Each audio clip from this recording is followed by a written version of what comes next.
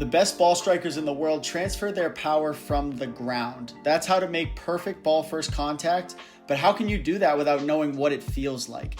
I got 3 easy to follow drills that work immediately and are going to help you add distance, be more consistent with your ball striking, but more importantly, you'll understand why. Let's go. So super easy. I just call this the hit the tee drill. So I don't know if you can see it, but there's a small yellow tee right by my front heel where you'd have the ball set up for a driver tee shot. And I'm going to set up as if I'm hitting a ball in the middle of my stance. Okay, so imagine that there's a ball here. You can even have one kind of off to the side just to mimic so that you can get your address for a ball in the middle of your stance that's set up. Now, what I want to do is I want to shift my body weight and really try to hit this tee.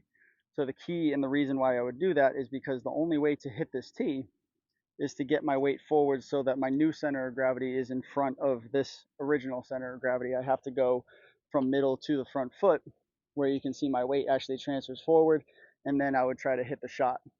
To add a second element onto that, I would try to hit the tee and then show this club face to the left side or imaginary wall behind me of some sort. The whole drill played out would be top of the backswing, really try to hit the tee, and then make sure that I rotate the hands over to have the club face a wall on the left side.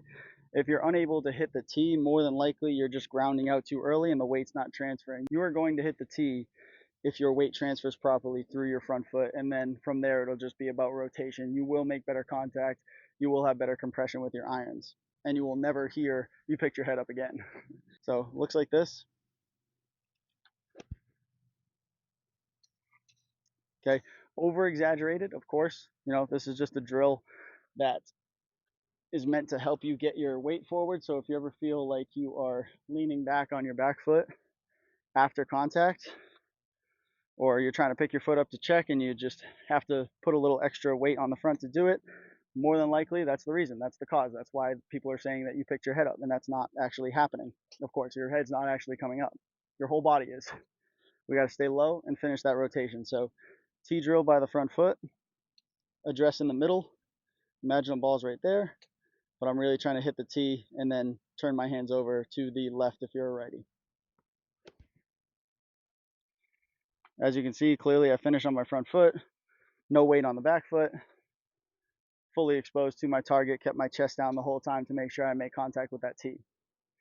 So the hit the tee drill will really help you make sure that that weight shift happens. And once you feel that, you will 100% feel if you're ever falling on your back foot again. I hope we debunked the myth of picking your head up, and I hope that helps with your weight transfer moving forward. All right, so in this video, what we're going to do is we're going to talk about how to get less than a full power shot by using your feet. My power comes from the ground in golf. If I wanted to take a little off the shot, I would actually just bring my feet in together. So that's why a lot of you are actually losing power, because the feet actually aren't outside your hip width and you're not in an athletic position to hit the ball. Less than full swing shot, I would just bring my feet in a little together and swing the same. Don't change the swing, just change the approach.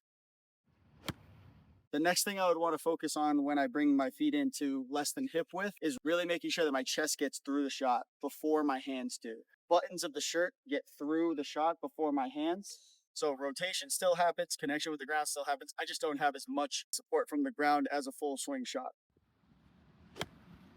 Same tempo, same swing, different approach.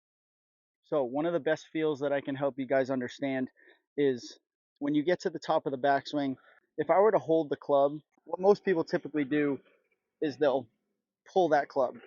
They'll pull it with their upper body. What tends to happen in that case is they're obviously over the top swingers, or your upper body dominant with your swing. The secondary way, what I would tell them to do after that, again, I'm holding on to the club, tell them to swing at the ball, but instead of letting the arms do anything, just shift your weight forward. What happens when I tell them to do that is the arms will just drop. So I'll still feel the pull, but it'll be pulling toward them. The club will actually come toward their body, which is what you really want. I try to get a lot of the focus away from the arms. So if you tend to think about your arms and hands too much, that becomes the dominant part of your swing, where arms and hands and wrists should be last in the golf swing. It's like a slingshot. I should have a very stable, firm base and an elastic upper body. I don't want my arms to become that stable base that's trying to create all the power. So a good analogy that I've used in some of my lessons is if you can imagine that I was going to grab somebody by the shirt and drag them, say you're coming with me, and start walking this way, but then fling the person in front of me, my weight and everything that I was trying to use force over is now going to drag me. So if I was going to drag somebody and just go, you're coming with me, and send them in front of me, now my whole body's following this person. So what that would look like in a golf swing, if my arms were dominant, is you might swing and you'll see that step come out to the right. You'll see this club basically taking over my swing because the weight is now in front of me and my weight didn't get in front of my arms. So kind of a mouthful there, but if I take that step, more than likely I'm swinging out to in or I'm pushing the ball out to the right. I'm not getting that rotation that I need to hit the ball from the inside and hit a straight shot or even a draw.